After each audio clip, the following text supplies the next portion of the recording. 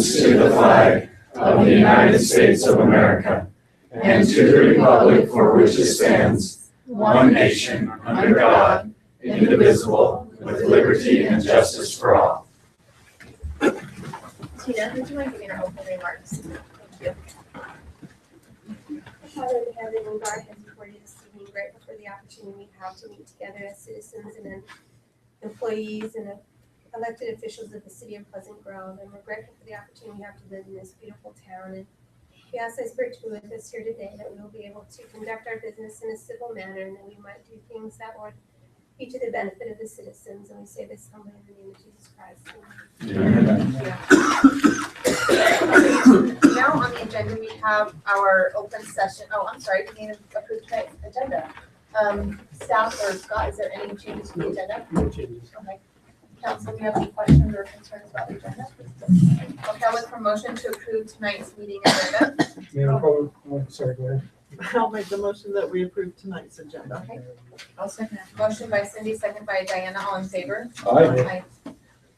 Now we have what's called open session, and we invite any member of the public to come up to the podium, state your name and address, and let us know of any concerns, ideas, suggestions that you may have for the city, and we'll turn the time over to you for that.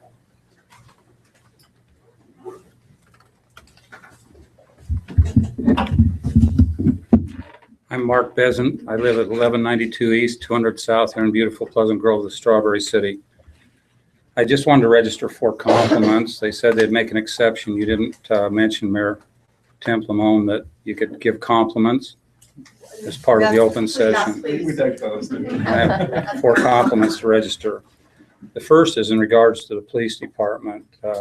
Last month or so, we've had several encounters with the police, one dealing with vandalism, probably some people from a nearby town coming over and committed a vandalism from one of our vehicles, and our son David had a sighting of a cougar up at his house and made a call, and then we had another incident, and in every case the police officers involved were wonderful, polite, courteous, professional, prompt, and we just really appreciate that kind of service here in this community.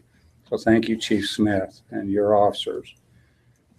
Second, I want to thank Glenn Walker. This is a little late, but want to say how much we appreciate his service as a Public Works Director for 14 some years here in Pleasant Grove. I apologize that I'm this late coming to publicly thank Glenn for his dedicated service. He has been a definite asset to the citizens of Pleasant Grove, in my view.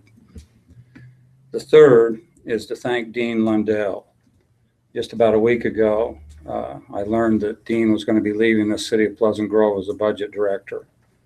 And he has been a wonderful asset to this community. He served on the Metropolitan Water Board as well as the Pleasant Grove Irrigation Board, has made significant contributions in that role.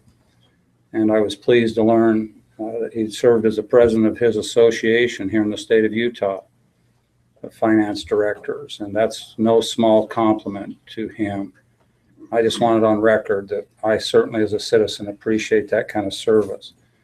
My last compliment comes to Marty, the new Public Works Director.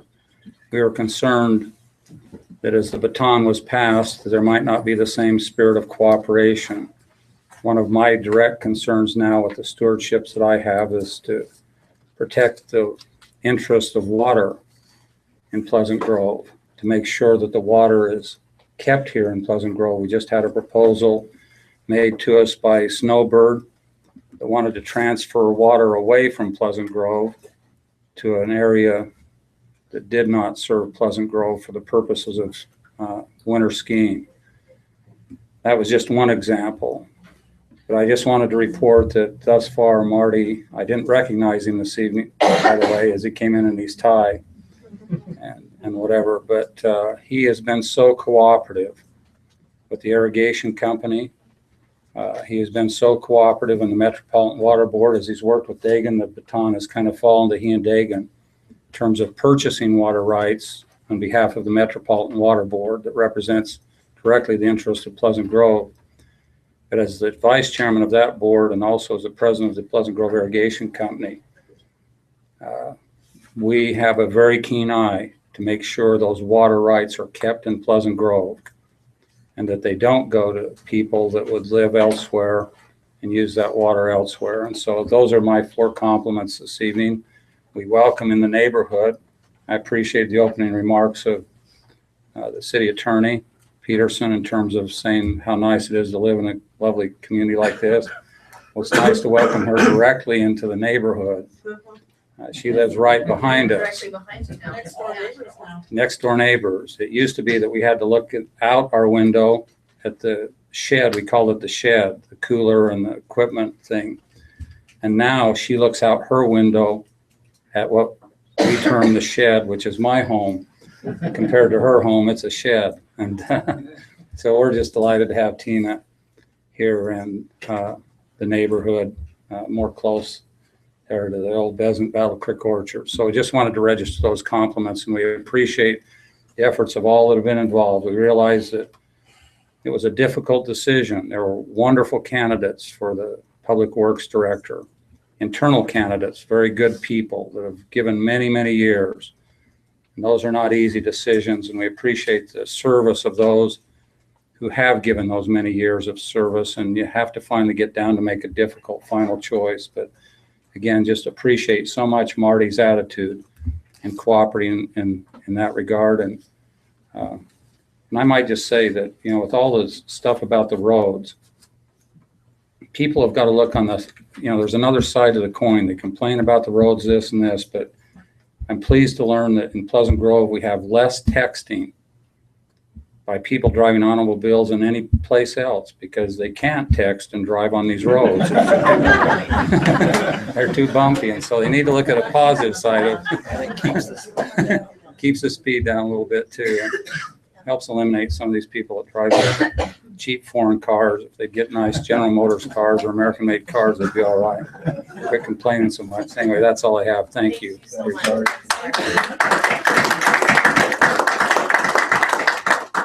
Has to be excused.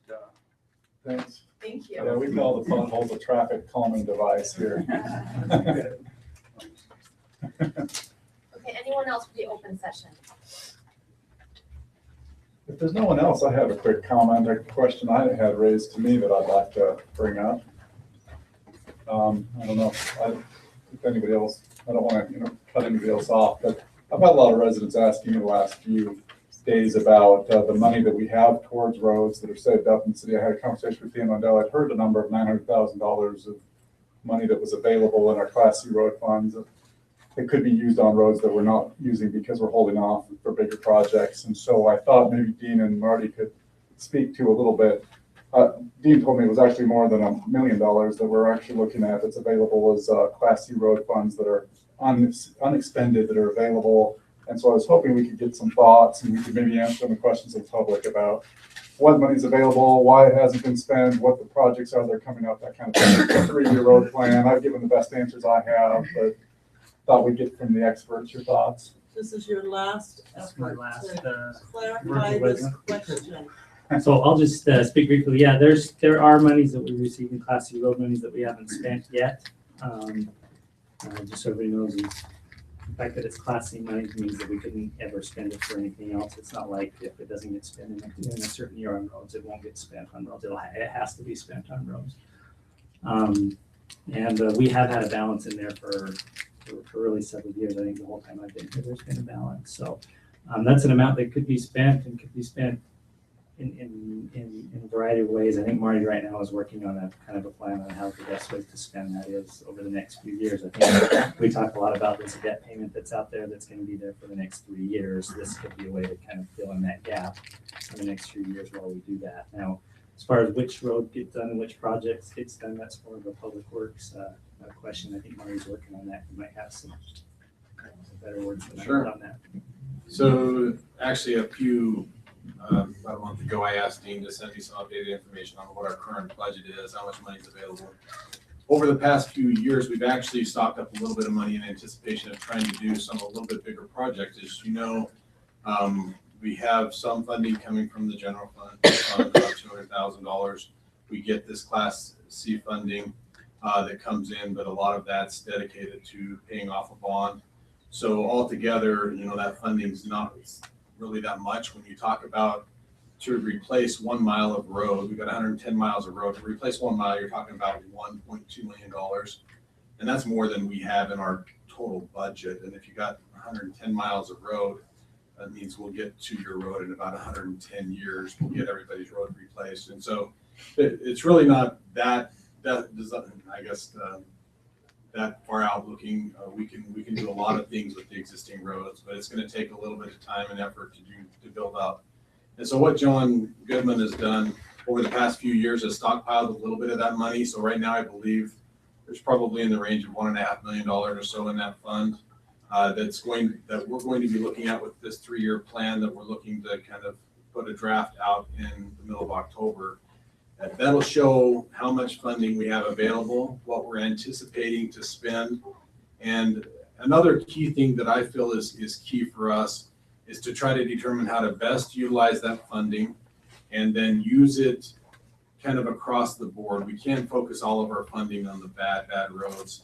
We can't focus it only on the good roads. I think we've got to have a good range of use on that funding and then use it in those ranges, I guess, in the best way possible, doing the roads that make the most sense.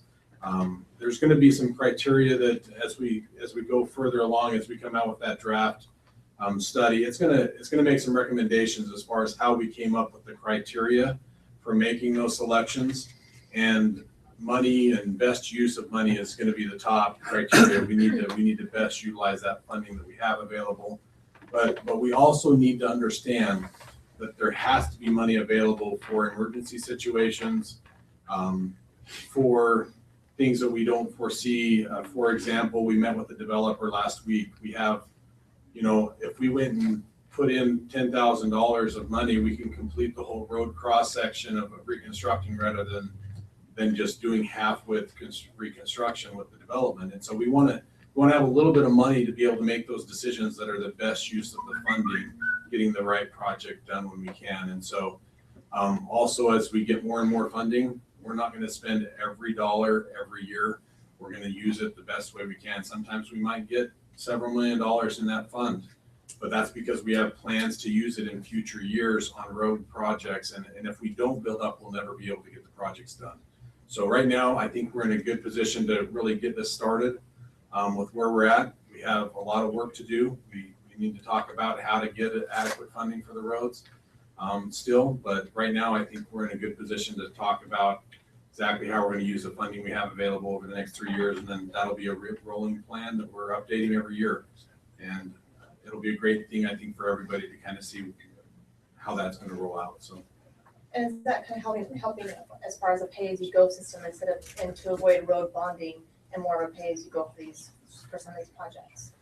That's what still needs to be discussed, honestly. That's kind of the concept. Everybody has that in mind. And that's strictly, that's kind of the way I look at things is we'd like to do it that way.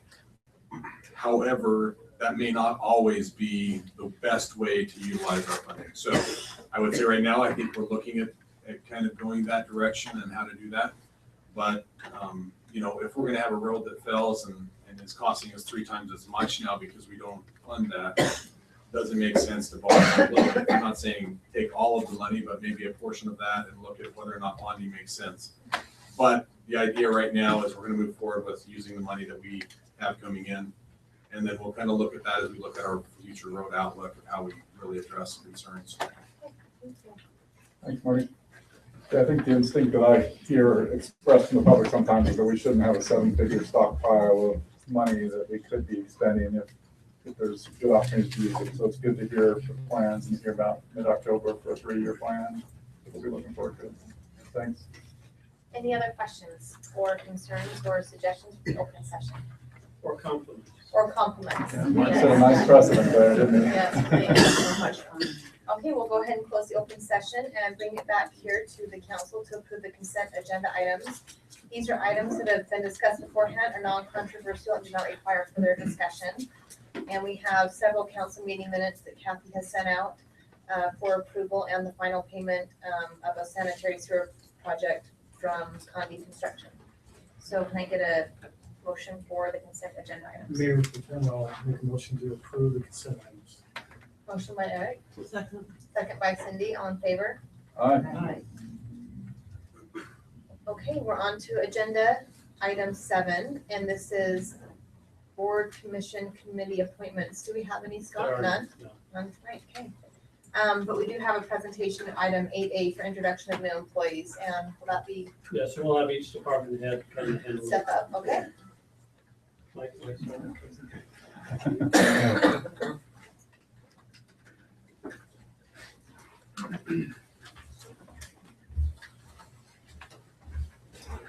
Mayor and council. Over the past couple months at the police department, we have lost several good officers for various reasons. All were,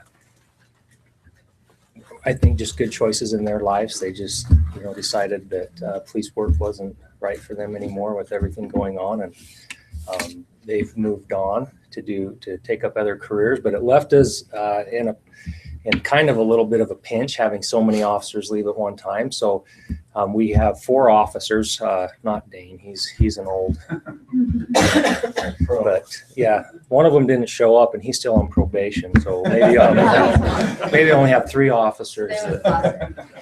So we've been going through some testing processes, and we put these guys through the ringer.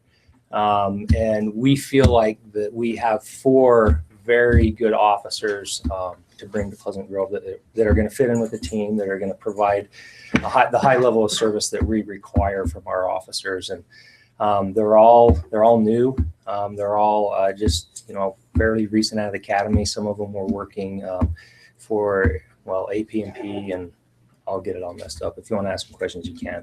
But I'll introduce them to you. So the first down here is Skylar Winder, that we've hired on as a police officer, and then Cozy Antoine,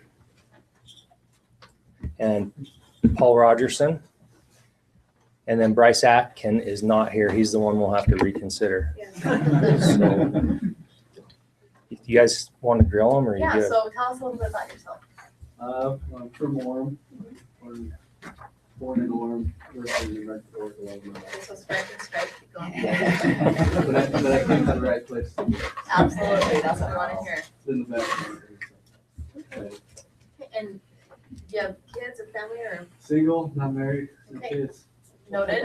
He smiles all the time. So, well, welcome. Thank you. Welcome. Kelsey? I'm from New York. I moved to Utah in 2001.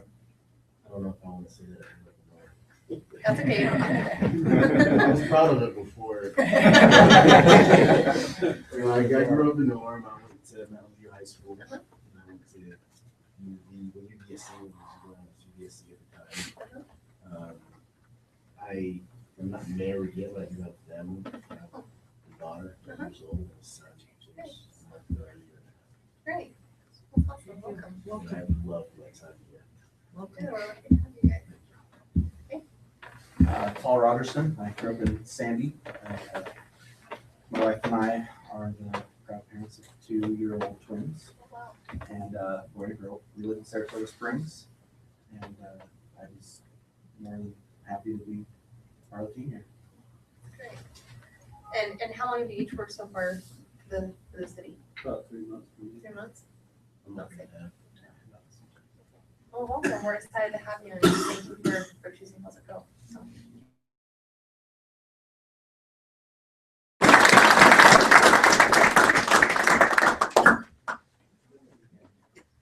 Thanks, Chief. Okay, Marty, you're next. You're welcome. Go ahead. Thanks. Yeah. Go save the city. Thanks, guys. You gotta stand up with me.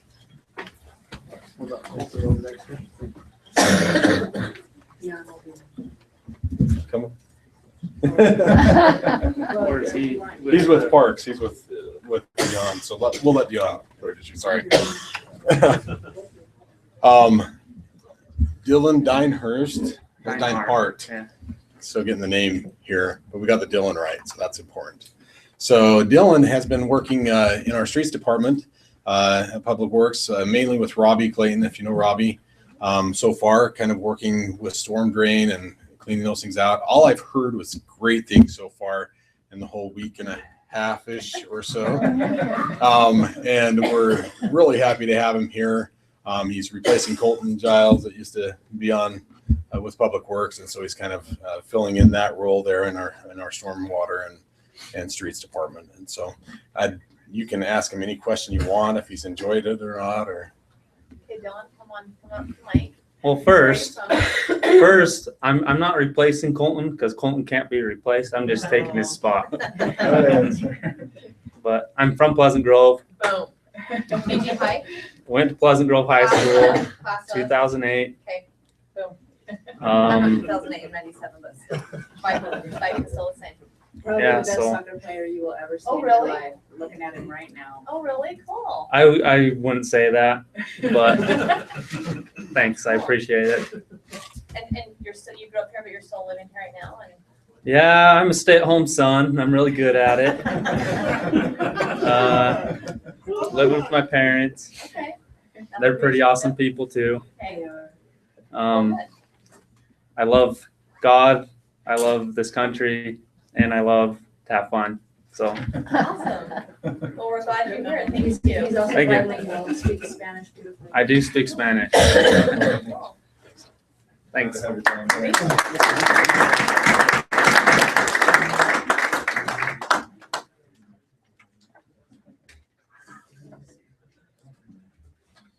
So Coulter is our new Parks employee, Coulter? Coulter Peacock. He's actually been with the city for 4 years, What new 4 or is 5. Long-time. He's been with us since he was probably 14, working his Yes. way up. So why are we saying new here? Well, he's a new full-time employee. Okay. So he is over our sports field. He's our sports field manager, and we've had a lot of compliments since he's taken over. He fell into the wrong time of the year as far as taking over this position right during the state baseball tournament. And he did an awesome job, added a lot of personal touches, had a lot of compliments from the people, and have had a lot of compliments from the players and coaches on the field. Just the fields in general, the way they're prepped and taken care of. So I'll let him explain a little bit about himself if he wants to. Thanks, Papa D. Whoa! I'm the old man That's Usually, over not here. his new name. Yeah. I He's like that. Papa D to the Parks Department. So. I'm Coulter. I'm another 2008er from Pleasant Grove. So I've lived here my whole life. It's great to be here. It's kind of cool working on the same fields you grew up playing baseball on. So Absolutely. it's been a lot of fun, a lot of work, but really looking forward to it. If you ever can't find me in the city, I'm probably up in the mountains somewhere. So Awesome. Well, congratulations. thank you. Thank you. Thanks.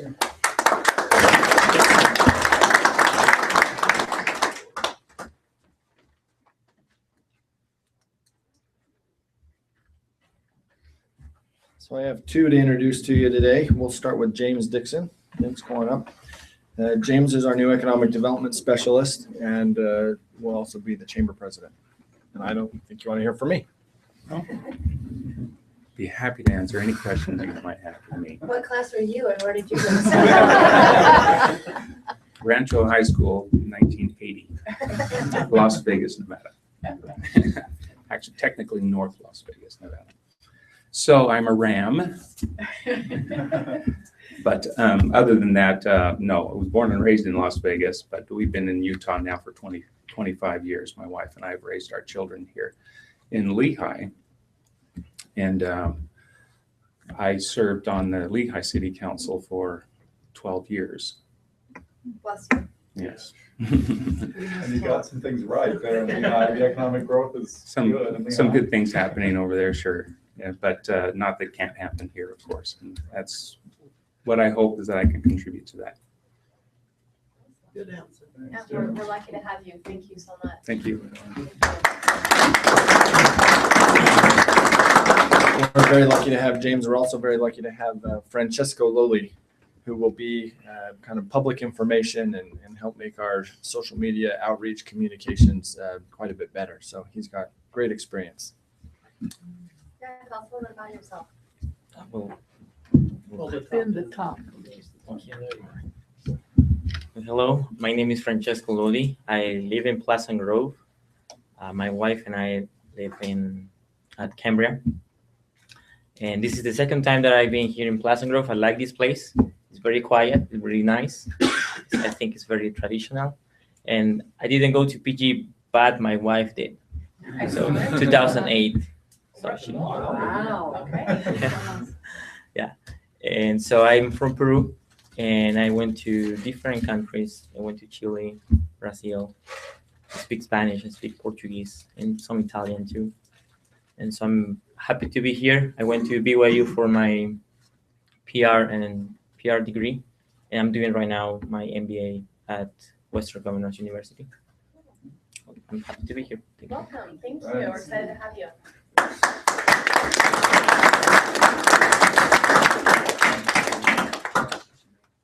Anyone else? Scott? I think that's it. On a roll. It's not like we just like hire a bunch of people every week. I know, but hey, for the Well, we hire them when they're 14 and then we weigh in. This doesn't usually happen, so we're not doing this every We week. have to have a little bit of turnover. We do this about every 3 months. Yeah. Just wanna get people. Okay, that's it. Okay, welcome. We're excited to have all the new employees. This is really great. Okay, agenda item 9A. This is a continued public hearing to consider for adoption resolution 2015-029, authorizing the mayor to sign boundary line agreements with W. Brent and Connie Bullock, Craig H. and Cynthia Wellesley, and Joseph Milton and Josh Beagle to clarify or correct minor differences in their legal descriptions relative to the boundaries of Manila Park. And Dagan will be handling this one. So as we've discussed a couple of times now, this is to clear up boundary issues between 3 property owners. Judge Bullock is the primary one up against Manila Park. So this corrects our southern boundary and our eastern boundary with him. And then continuing it down the edge of the park and along the eastern side of 50 West. Just confirms that that right-of-way line there is the property line. Allows these property owners to kind of clean things up. Their legal descriptions are a little shifted relative to everything else, relative to the fences. And so they've agreed among themselves, just needed to clear that up with the city as well so that they can move forward. And we've discussed this in previous meetings, but we want to go ahead and open it up for the public hearing. We'll bring it back up here to the council. So anyone that has questions related to this agenda item, please go ahead and come up here to the podium, state your name and address, and go ahead and let us know your thoughts. Seeing none, we'll close the public hearing and bring it back up here to the council. Any questions, concerns related to this agenda item? Yeah, we discussed the length. I'm comfortable. Okay. Seeing none, we'll go ahead and ask for a motion. Okay, Mayor Pro Tem, I'll move that we adopt council resolution 2015-029, authorizing the mayor to sign boundary line agreements with W. Brent and Connie Bullock, Craig H. and Cynthia Wellesley, and Joseph Milton and Joan B. Bugle to clarify or correct minor differences in the legal descriptions relative to the boundaries of the Manila Park at approximately 1400 North and 50 West, and providing for an effective date, and accepting and all the findings and exhibits and conclusions and conditions of the staff report. I'll second it. Motion by Ben, second by Diana, all in favor? Aye. So have to be by voice, the Yes. resolution. And by voice, Diana, Yes. Cindy, Yes. Eric, Yes. Sid, yes, Ben, Yes. okay. Motion passed. Okay, we're now moving on to agenda item 10A, and this is to consider for adoption a resolution 2015-032, adopting a watershed protection plan and providing an effective date, and John Sheets from Clorox Engineers will be presenting.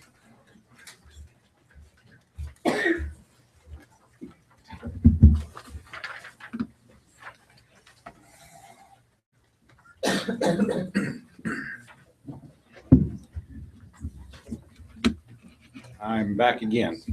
Welcome. What I'm presenting tonight is a. I'm gonna reach.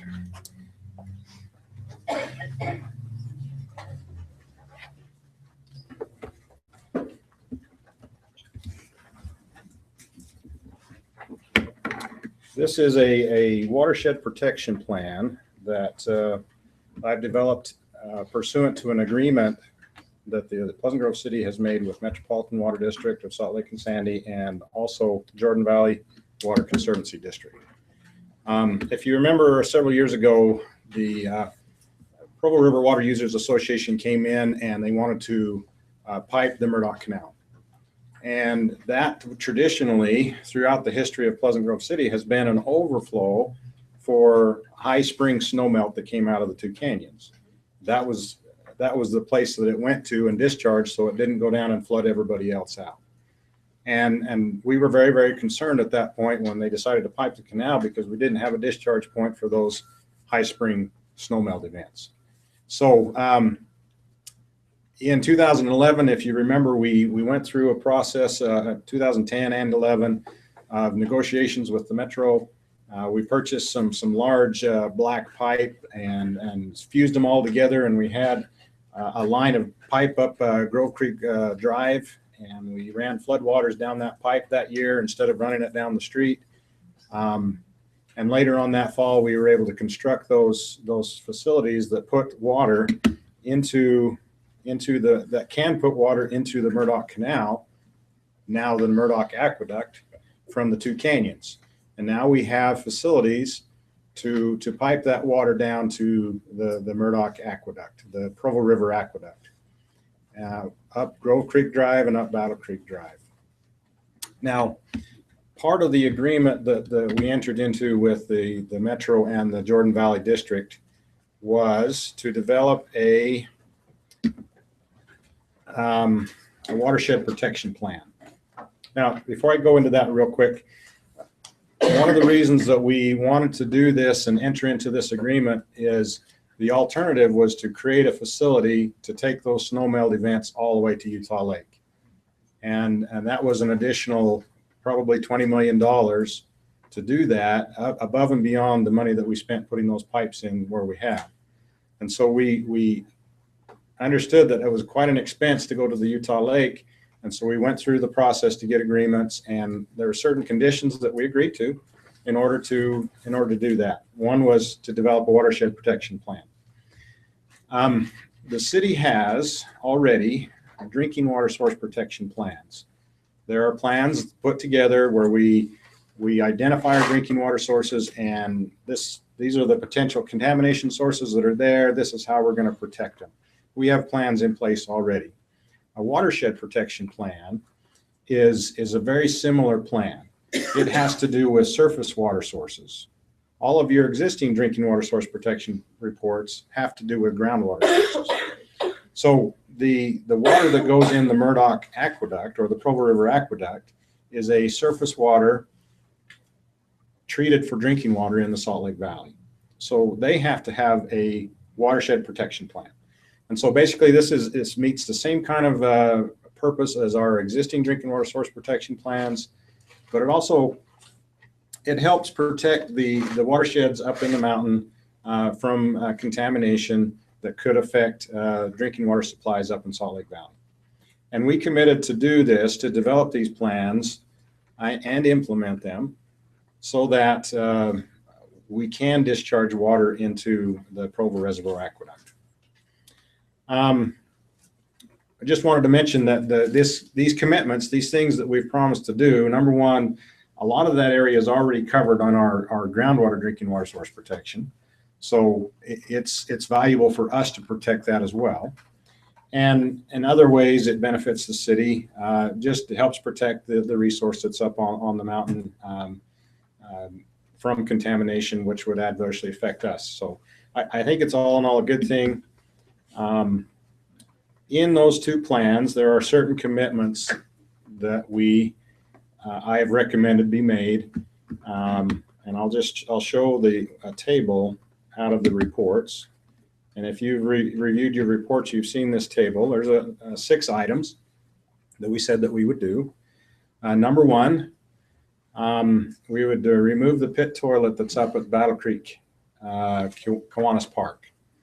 That's an old toilet that's not connected to the sewer, and it's not pumped out or anything like that. It's like a septic system, probably not even as good as a septic system. But we've committed to remove that within 5 years of acceptance of this plan. And I think that's a good thing for for our drinking water source protection, as well as for the public's access to a restroom facility up there as well. Signs at the trailheads, we've committed to put some signs up showing that are educating the public that these areas are watershed protection areas. Install berms at the trailhead so that stormwater cannot flow down into the intake for this water. So that the Metro and Jordan Valley are not accepting any stormwater into their systems to treat for drinking water. We also would commit to patrol and inspect and monitor the watersheds. Some lucky person, maybe Dion's always doing this anyway, but some lucky person will get to hike the canyons every year. Look around, make sure there isn't anything going on up there that shouldn't be. Education program. We want to extend our education program a little bit and add this watershed protection area to our existing drinking water source protection education. Materials on the website, maybe some flyers in water bills. And last would be to update the potential contamination source inventories every couple of years and make sure that data gets to the Jordan Valley and Metro. This is the Battle Creek list.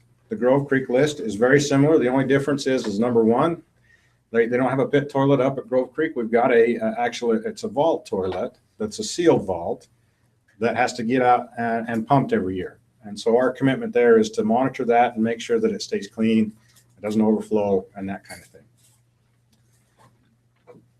So the purpose of this tonight is to John? yes, go By ahead. we, who are you referring to? The city, Pleasant Grove City, yes. So and that was, and so we would divvy up those responsibilities. So the removal of the pit toilet at Kiwanis, that would be. Is that taken care of by the Forest Service now, or is that you? The one at Grove Creek, Uh-huh. Forest Service, they run into problems, we help maintain, pump once in a while, we don't pump it once.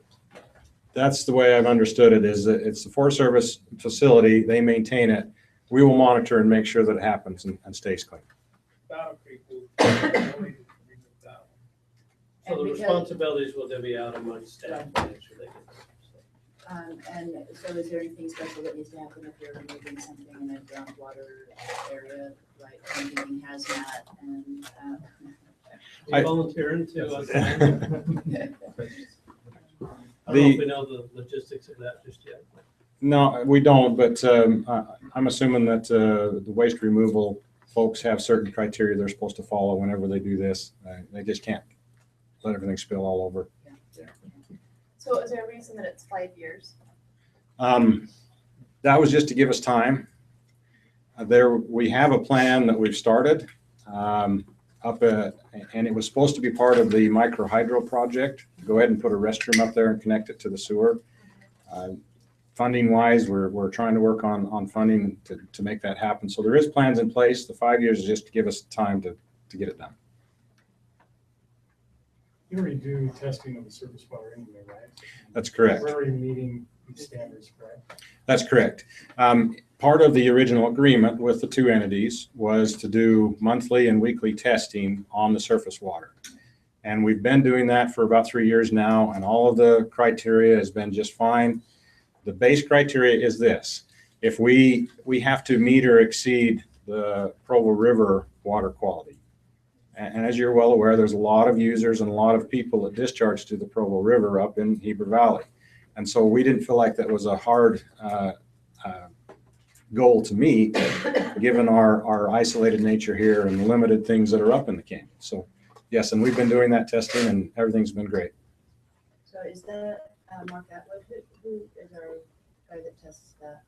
Mark does all of our water tests. Okay, and that's Yes. culinary and stormwater? That's just stormwater. Just stormwater. There- Water coming out of Battle Creek, he is also testing all the water coming out of Battle Is he? Is that right? Okay. I understood that Shad does most of the culinary testing. Is it? Creek. Culinary testing, but the surface water coming out of Battle Creek is Yes. Okay. Yes. Any other questions from? So 3A is where you've got your cursor. Do we know how many commitments there to list? Well, I showed you the table. That's our commitment. So I didn't fill them all in there. So. You just got to put a line that says sea table. Yes. Works. And this was mostly for my benefit, but I'm sorry, I should have done that. So this is new water coming out? This is. That has no shares attached to it? No, okay, that's a good question. The water coming out of the two canyons is primarily irrigation company water in the surface. Pleasant Grove area. Pleasant Grove Irrigation Company, yes. So most of the water is already accounted for under existing water rights. There is some winter water that's possible that we might be able to use. And if looking forward, I wanted to mention a couple things there. But yes, most of the water is already accounted for. Okay. Can we detain it, or is it just as it passes through? We are working on that, and let me flesh that out in just a second, if that's okay. But yeah. Any other questions at this point? The process going forward here is we as a Pleasant Grove City hopefully would approve these plans. The Metro and also Jordan Valley would approve those plans, and then the plans would be given to the Division of Drinking Water for review and approval. And then we would have to implement them. So, hopefully there isn't any controversy with these plans or any problems with accepting them with us, with the city or the other districts. So, but going forward, a couple things: yearly review of agreements to meet all the commitments. We really need to look at the plans every year, make sure we're meeting all of our commitments. Finalize the ability to divert water into the aqueduct at any time. These agreements are primarily for the floods in the spring, the snow melt. Okay, but we want to finalize the ability to take water at any time in those pipelines. For example, as we work out water rights issues, if there happens to be any excess water, or if we want to move some irrigation company, Pleasant Grove Irrigation Company water from those two canyons to another part of the city, we think we can use the Provo River Aqueduct to do that. And so that was one of the benefits to this project is moving the water, put it in the aqueduct, taking it to another location and using it. And potential excess water, if there's any excess water that we can come up with, maybe there's a market to sell it to others in the future and actually get a revenue stream of some sort. Potential to utilize piping for aquifer storage and recharge. One of the things that we're always concerned about is our aquifers, and is the water in the ground, is it dropping too much? Is it going to cause a problem? How can we get more water back into the aquifer?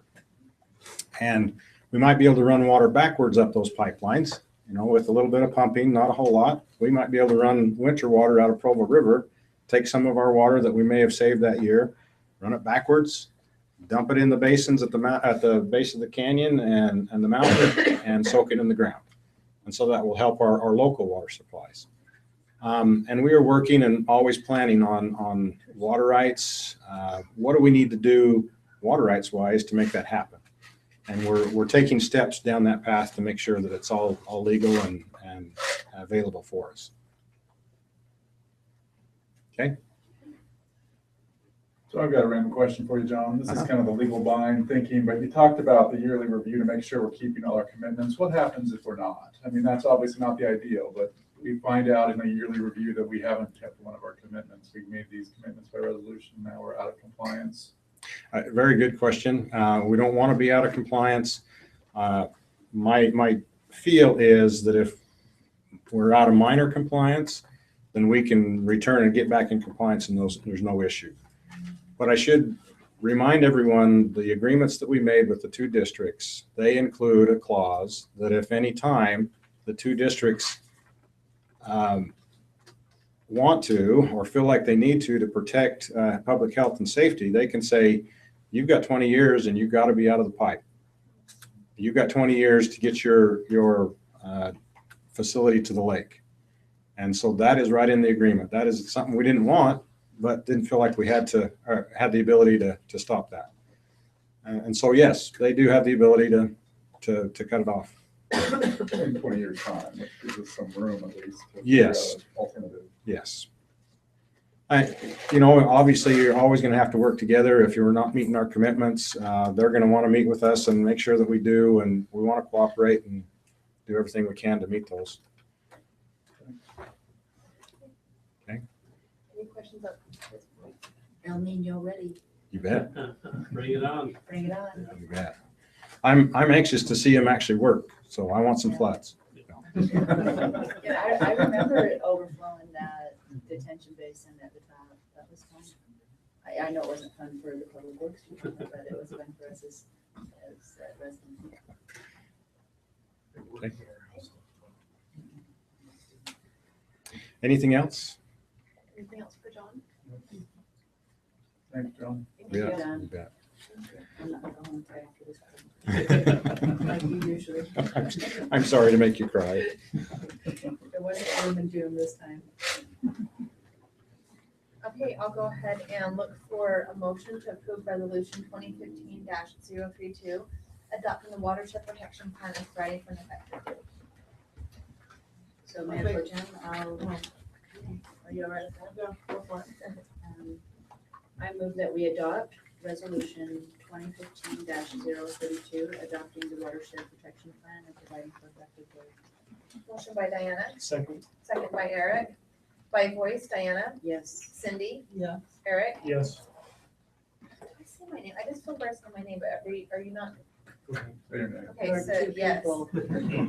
Ben, Yes. okay. All right, motion passed. Thank you, John. You bet. Thank you. Until next year. Yes. No. We'll see you September next month. Okay, we're on to agenda item 10B, to consider approval for Patrick Sadibi. Is that Sedibi? Request for an extension of the final plat approval of a subdivision called Tuscany Farms Plat B located approximately 2105 Tuscany Way in the R120 zone. This is presented by Ken. I'm gonna let Megan. Or digging. Thanks, John.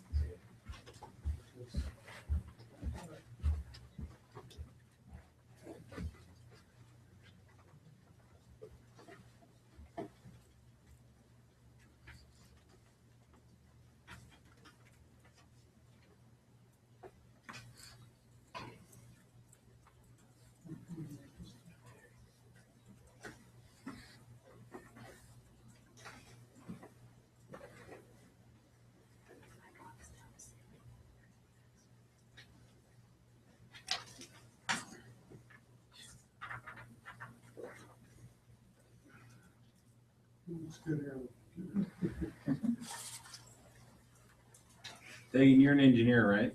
Yeah. Okay. Our computer guy just left. Same method, trial and error, right?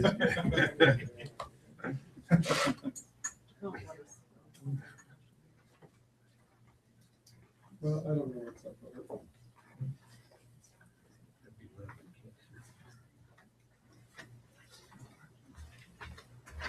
So a year ago, Is that in their packet, this, I don't know. I didn't see it in the packet. It was I'm looking in the wrong spot. it's, page 20 of your packet. No, mine either. Mine only. I end at, wait, I have this. It's amended city Okay, council it's just packet. this right there. That PDF. Oh, yes, then if it's just that one, then yes, it's right there. It's just a one page. Well, there's the agenda and then there's the packet. Are you on the packet Dropbox? I'm on the packet, yeah. So page 20 of that.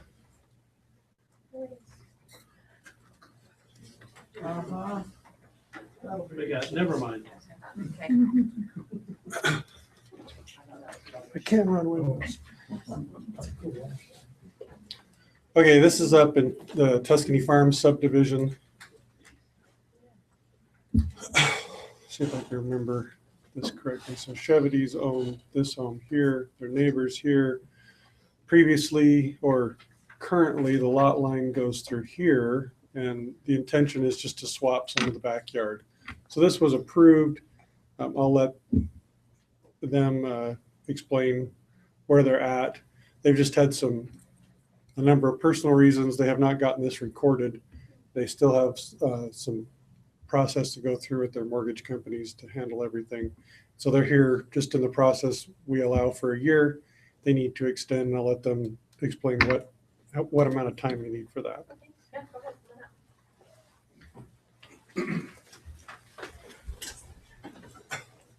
So I'm Patrick Chedevi, and this is Holly Smith, our backyard neighbor. And so we're requesting for an extension because I think you had a very difficult year this year, and a lot of circumstances made it that you weren't able to get that mortgage situation handled. But it's to the mortgage company now, and they've requested 20 days. And I'm thinking it might take some time after that. So we're just talking maybe 2-3 months extension. And then any concern from staff or? No concern. I would recommend if you grant the longer than 3 months. Okay. This isn't a public hearing, so do you have any other comments or concerns or No, that's all. We're both, yeah, neighbors and happy friendly? happy to do it. Yeah. We're working together. This is nice. That's We'd like to see I'm that. waiting for someone to stand up and start fighting. That's good. Okay, any questions for staff or council? Or? You're saying more than 3 months? I would recommend that you grant them at least a 3-month extension. So include that in the motion? Yes. Okay. Does it have to, I mean, you have to have an ending time? Yes, our ordinance only allows them to do a 12-month period of time without coming back and asking for an extension, so I would set a time limit on it. And you feel comfortable with 3 months? Well, I would almost go 6, just to give them a lot of breathing room. Okay. We would certainly appreciate that. We would. If you wanted. So in March 2nd, 2016. Thank you. Yeah, let's go 6 months. Thank you. Okay, if there's no further discussion, I'll go ahead and look for a motion. I'll make the motion. Wait a minute, we're not doing a motion, it's just approval. Well, if you can do it, you should do it by motion. It's By not a motion. resolution or Okay. an ordinance, but it should still be done by Okay, motion. okay, we'll look for a motion then. So I'll make that motion that we approve Patrick Chedevi. Thank you. Request for an extension of the final plat, approval of the subdivision called Tuscany Farms Plat E located approximately 2,105 Tuscany Way in the R120 single family residential zone, Northfield neighborhood, for 6 months till March 2nd of next year, 2016. Motion by Ben, second. Second by Diana. All in favor? Aye. Aye. Okay, and that's not by voice, so No. we're good. Okay, motion passed. Thank you very much. Thank you all so much. Thanks.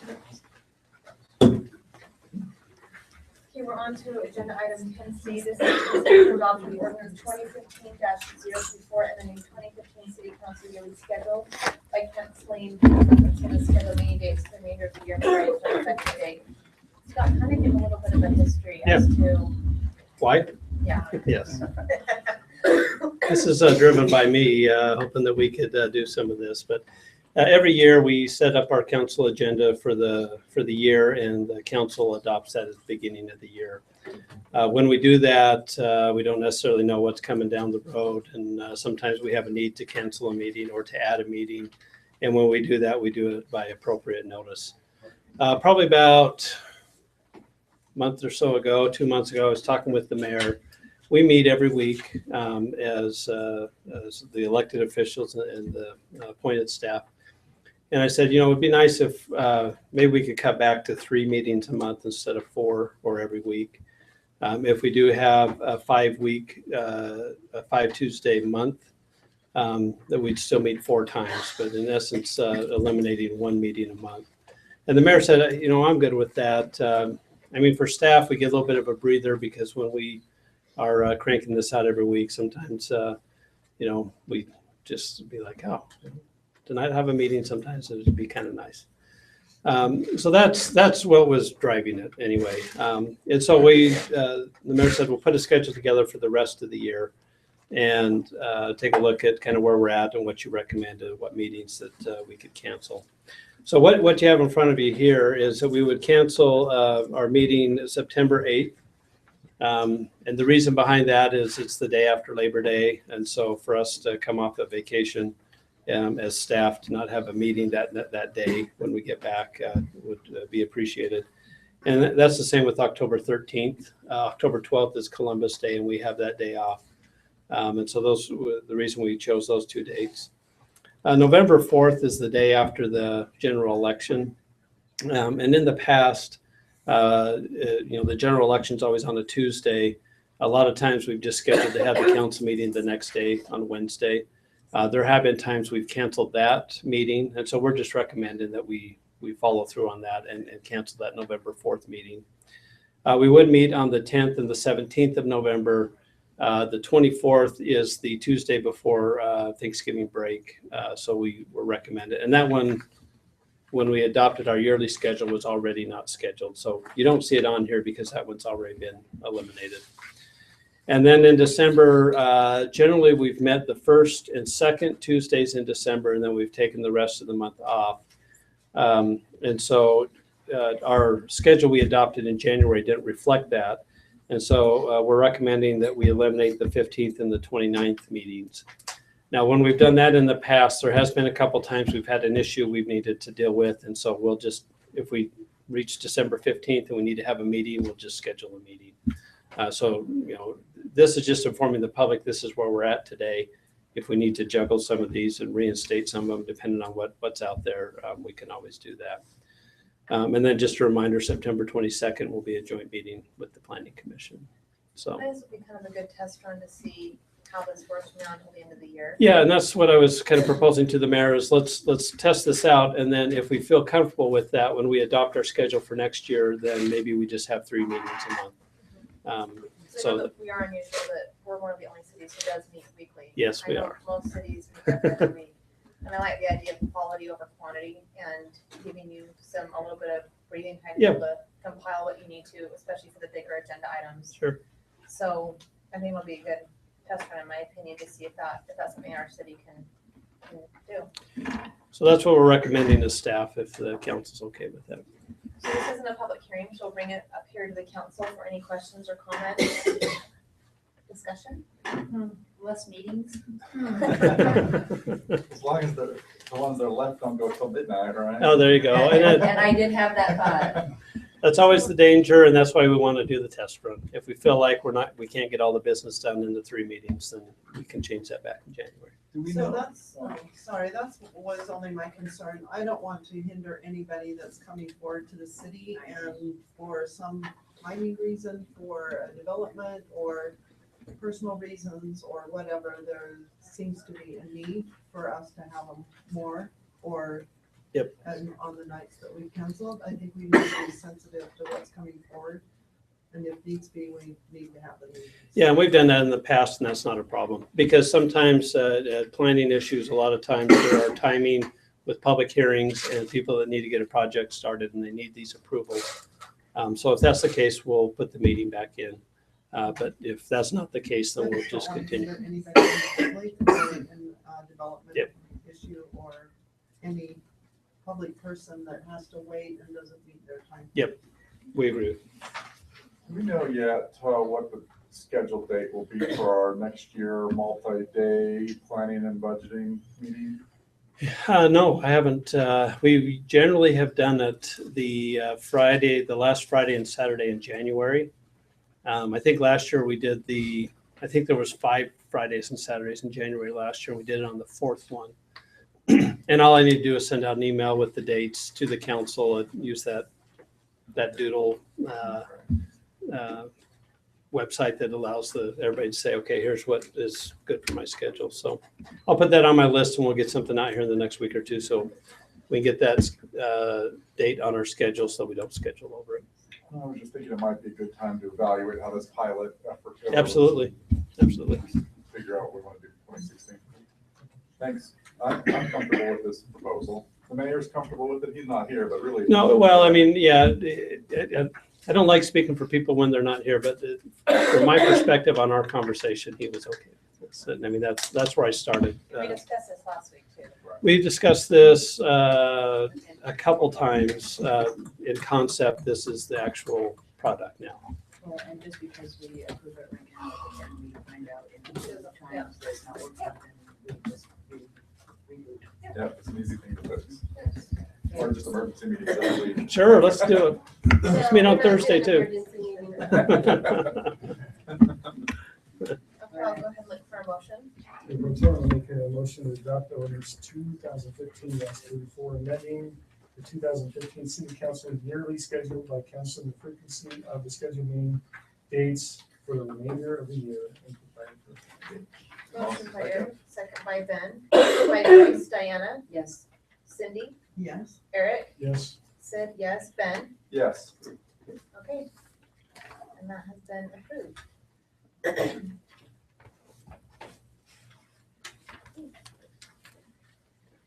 We can get out of this meeting by 7:15 probably. Oh, some pizza.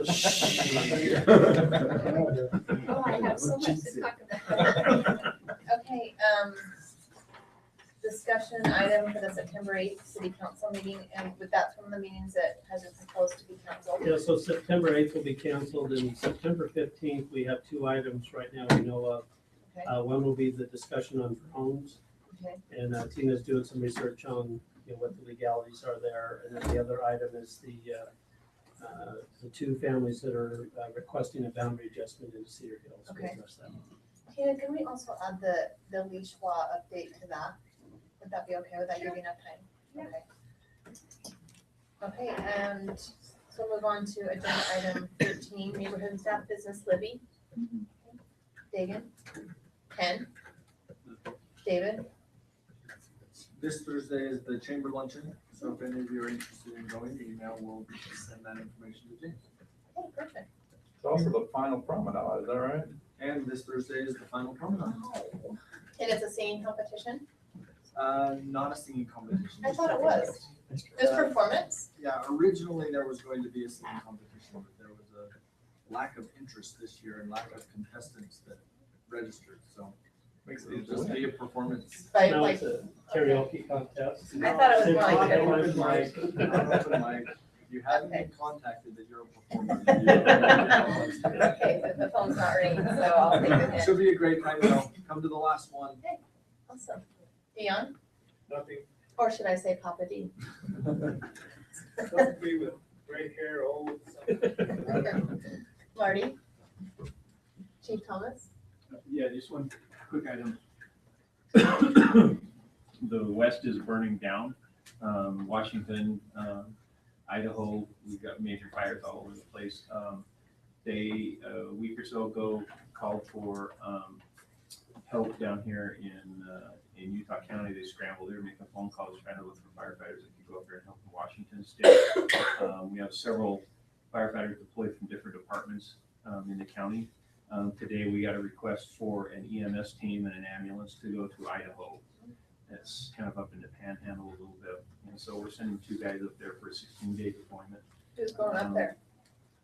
The, got Captain Justin Whatcott and firefighter paramedic Kyle Hardy. Oh, really? Oh, Kyle's going? They'll be up there 16 days, and then if they need to extend them, then we'll switch them out with another two guys. Oh, wow. The funding is such that it kind of course, pays their way, but also covers for backfill, so that we don't lose anything in here in the city. We can still bring people back to backfill without fiscal impact. Is this the Forest Service that's requesting it? Yeah, it's federal oversight team. Well, so an ambulance is going up and a firefighter, so did you say a firefighter? Yeah, they're both medics. So they'll we're be going more up to in the just front perform lines of- EMS.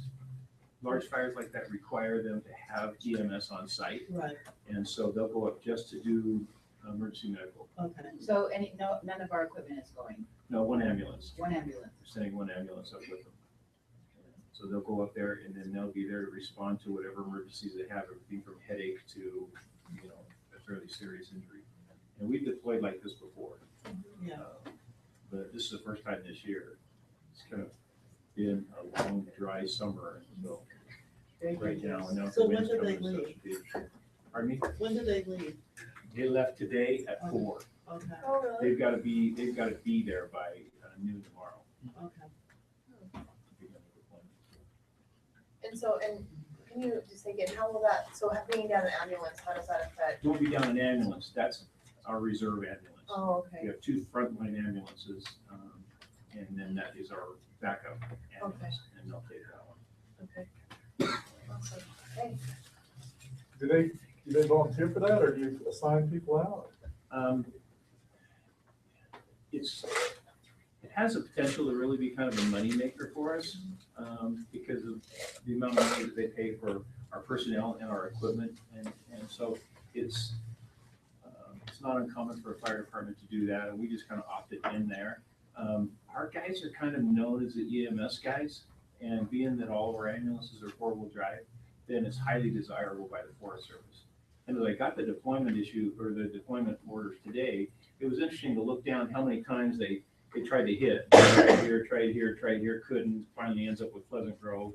And then it shows that we have the right personnel with the right equipment. And then they made the phone call. That's awesome. How do you choose which guys go? We have most of our full-time people that are red carded, which means they are. Oh, in soccer, that's not good. They're trained in wildland. And so being that they're trained in wildland, it makes them eligible to go to a federal wildfire. And then the fact that they're paramedics on top of that then qualifies them further. And so we actually make ourselves available. We actually post ourselves on a federal site saying that we're. Wait, so the feds chose Kyle and? Not necessarily those guys, they just chose us. Okay. Yeah, me. No, we just chose 2 that were actually available for 15 days. And so they hugged the kids and the wives. I mean, they only had an hour to deploy. So they hugged the kids and the wives and got in the rig and headed out. And they'll stay in Boise tonight, and then they should make the fire line by tomorrow. So they will go to the fire line. No, they're actually, their muster point is an airport just outside the city. I can't say the name of it. It's somebody that's really familiar with Idaho might know it. Coeur d'Alene. No, it's Ketchikan or something like that. No, something like that. No, that's up by Not even Sunbelt. Ketchikan, but it's near Ketchikan. It's not near Ketchum, it's Ketchum by Sunbelt. Yeah, Sunbelt, that's the wrong one. It's a little city up there. That's fair enough. Let's ask them. But yeah, they're actually mustering there at the airport, which totally makes sense. It makes it tough to sleep sometimes with helicopters coming in and out, but they'll set up there. They've got tents, sleeping bags, everything that they need in order to be self-sufficient. They take a little generator with them so they can keep all the EMS equipment charged and ready to go, or they'll handle any kind of fire emergency, including being put on a helicopter and flown into the fire ground, where they'll pick up a patient, begin treatment, they'll fly them directly to a hospital. Sounds scary. Probably an experience if they're safe. What's the process for the backfill? You said they finance the backfill. Do we hire our own people, Yeah, more to the- hours? Or do we Yeah, just to the point of, and this is something that is sometimes a little bit taxing for a small budget like ours, is to bring our full-time people back on overtime. A little bit of overtime kills a budget. And so the funding is such that it allows us to actually bring back some of our full-time people that are off duty on overtime. We end up in pretty good shape. Sounds good. Thanks, Chief. Thank you. Chief Smith? Sherry? We are receiving the bins that I have talked about for a while, trying to get the money back. They should be arriving tomorrow. So sometime over the next week or so, come check them out. They're gonna look really good and really make it better for the kids and parents trying to find picture books. Oh, cool. That's great. Thanks, Sherry. Hey, what's happening? Okay, Why are we not having a party? One more thing. Okay, one more thing. Sorry. August was the 9th month in a row that we beat 2013 and 2014 in checkouts. Oh, really? Yeah. Wow. Which, for years it was going down, down, down. So to beat the previous 2 years is Oh my a God. really great thing. That's awesome. Way to go, Sharon. Is there any reasoning, can you pinpoint anything specific as to where that's happening or? books, audio books, a joke, but. Well, reading of the. Well, the massive reading, I really do, it's really Does add help. a It's lot easier to to it. find Uh-huh. books. And just better displays. Uh-huh. We've really been working hard on customer service too. That's awesome. I haven't heard much about the elevator lately. What's the latest there? You haven't heard much because not much has been happening. Back in June, they sent me an email saying that the money wouldn't be available until October at the earliest, and we couldn't do anything until then. So, just waiting. Okay, thanks. Thanks, Sherry. Don't even say anything. Cottonwood Heights is on fire. Is it really? Fire that. Prayers have been answered. When's your first day there? Next Tuesday, but I will be lingering around the city for a while. I'm gonna work here on Fridays. We have an audit to get ready and we'll transition over, so. I'll just say thanks. It's been, I've really enjoyed working here. Thank you, Dean. We need to thank you. For all you've done. So how long I'm not have dying you or been here? anything. What's that? You've been here 5? A little over 5 years, huh? Feels like you are dying though.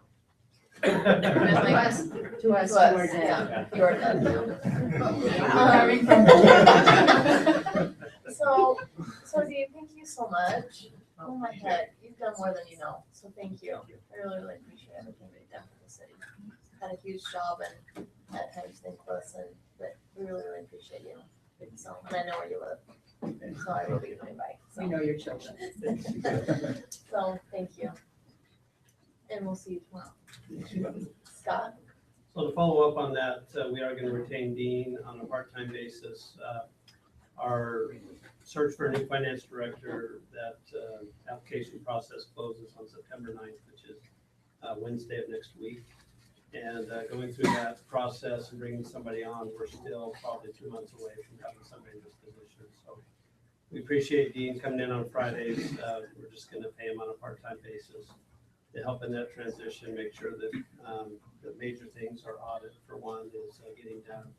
And then once we get the new person, he's gonna use that time to also help train the new person. So we appreciate that. That's a huge help and relief to me that the Dean's willing to do that. So we are gonna do a little something for Dean one of these days, probably on a Friday when he's here.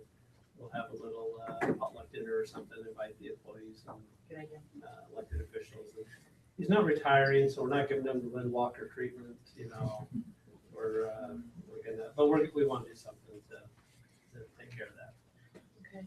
Cheap one. So the interviewing process, who's doing that? Will we be involved? What is the? Yeah, I think the intent is to do it like we've done the last couple, which is the mayor and I think Dean's gonna help as well. I was just gonna suggest that. Yeah, we'll help, we'll screen applicants and probably get it down to 10, and we'll do the initial interviews.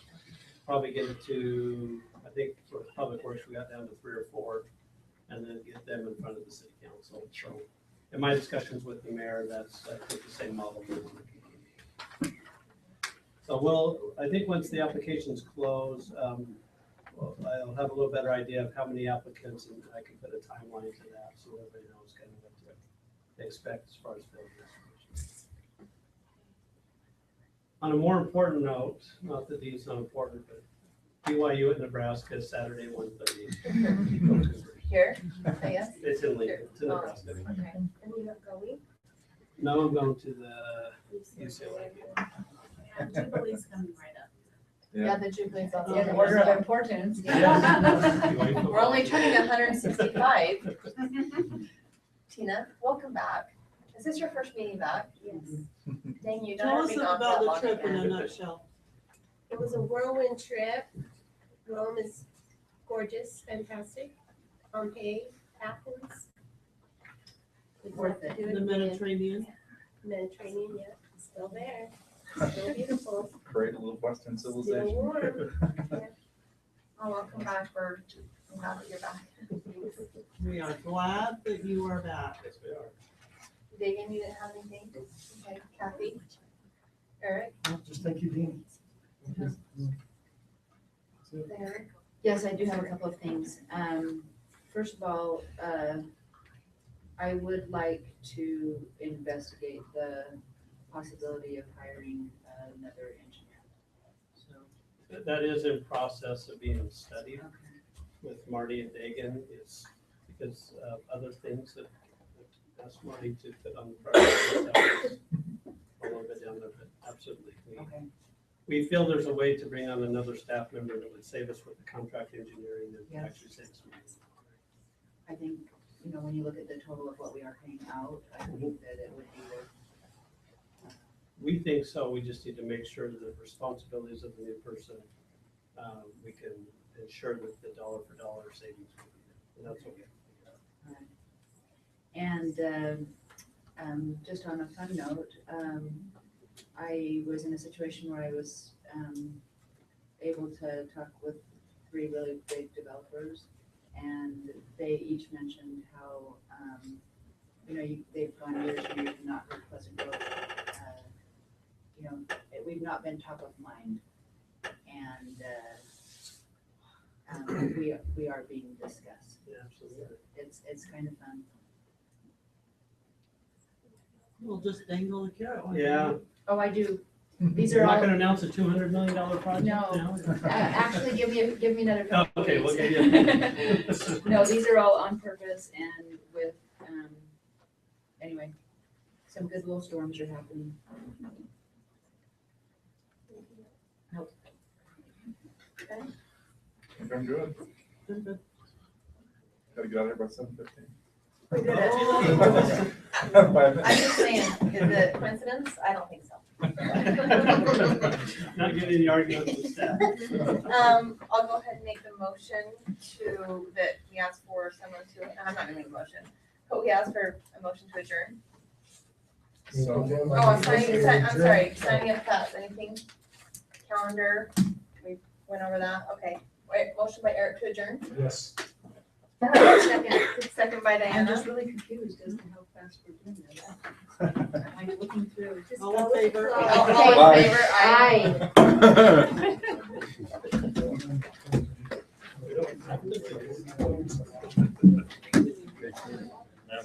Aye.